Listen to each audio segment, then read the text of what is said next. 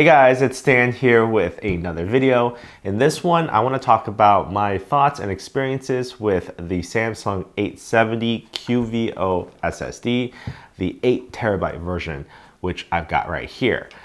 I recently picked it up for an upcoming upgrade for my Mac Mini, and I want to talk about why you may or may not want to buy this SSD right here.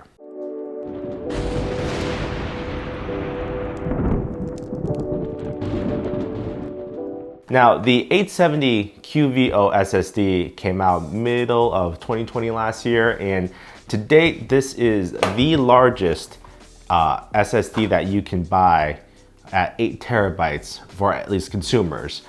Certainly there are larger SSDs, 20, 30, 100TB SSDs, but those are in the tens of thousands of dollars.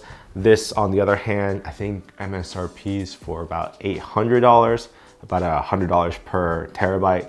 So it's within reason, more or less, for normal consumers. What is unique about the 870 QVO?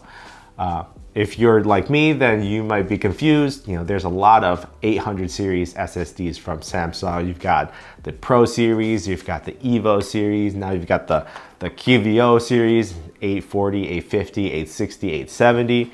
Now, without going into detail of the entire lineup, the QVO, the Q part stands for the quad layer NAND that are chips that are used in here. So basically the gist is the very first SSDs were single layer NAND chips, and they're really good for fast read and writes. Then they went to multi-layered or double layered and then triple layered TLC. Now we're currently at quad layer NAND chips. And basically, in a nutshell, it's just packing more bits of data into the cells themselves. So as you get more and more data in there, you get larger and larger capacities, hence why the 8TB. But because of the multi-layered NAND chips, it gets slower and slower and slower. So this SSD drive right here is not the fastest SSD drive.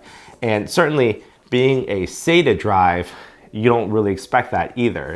It's limited by the SATA III interface. So it's perfect where it's the capacity or the speeds are limited to 560 megabytes per second read, 530 megabytes per second write, right in line with SATA III interface capabilities. And indeed, the benchmarks do represent or do show that it is able to get in the mid 500s megabytes per second read and write, both by Autodisk and the Samsung Magician benchmark. However, that's not the full story, because these drives actually employ a specific amount of single layer NAND, SLC NAND, and the rest is QLC NAND. And the reason why they do that is because the SLC, as I said, writes really quickly. So it has about an 80 gigabyte or so SLC cache where you can write really quickly the 500 megabytes per second write onto the drive. But after you fill that cache and you continue writing, the speed drops off, and it's unable to dump the SLC data on the SLC onto the QLC. So in the real world, what you see is if you're writing a lot of files onto the drive continuously, for example, I click and dragged about 200 gigabytes worth of videos, YouTube videos that I've created myself, onto the drive.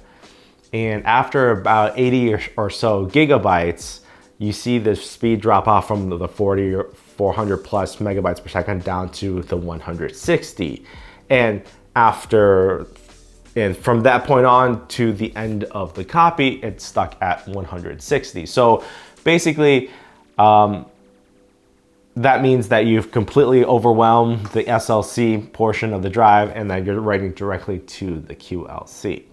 Now, what I've also found is that the time it takes to dump the data from the SLC to the QLC isn't necessarily very fast, because even after 10 minutes of waiting or so, I tried dragging that folder over again, and it seemed like it was only able to process maybe 15 or 20 gigabytes worth of data at the fast speed, and then it dropped off again very quickly. So it doesn't seem like there's a high priority for the drive to flush the SLC than to get that speed back as quickly as possible. So with all that said though, does that make this drive a bad drive to buy?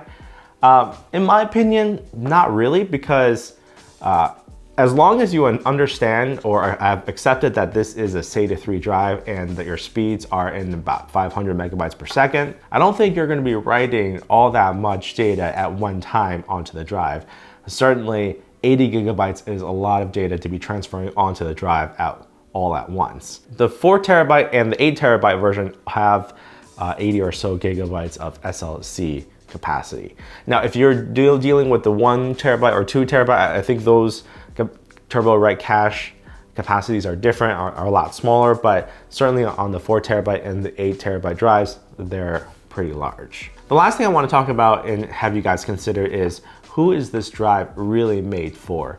Because I think the audience or the potential customers for this drive is actually really small. First, I think you have to be a customer that really needs a 2.5-inch form factor. If you have a desktop, you can certainly slap in 3.5-inch hard drives, 10 terabytes, 20 terabyte drives into there, and it'll be a lot cheaper than going with a 2.5-inch SSD. Again, if you have a desktop, you can certainly put in M.2 SSDs or PCIe devices with M.2 SSDs in there. That's probably the better way to go for speed and capacity and cost. Because a 2.5-inch SSD, you can't expand it. This is basically it. You really have to have a laptop that requires this form factor, or like me, this Mac Mini requires this form factor, and you have to have a desire for 8 terabytes. Again, 8 terabytes of SSD in this form factor, I think it's a relatively small customer base that requires something like that. But hey, if you're in the market, this is really your only choice to pick up. So as long as you understand the limitations, I think this is a perfectly fine product, and hopefully this helps you in your purchasing decisions. If this video was useful for you guys, make sure to hit that like button and tell me in the comments down below, what kind of drives are you really looking for, and what is your use scenario for the drives that you're looking to buy? Anyway, my name is Stan, and I'll see you guys in the next one.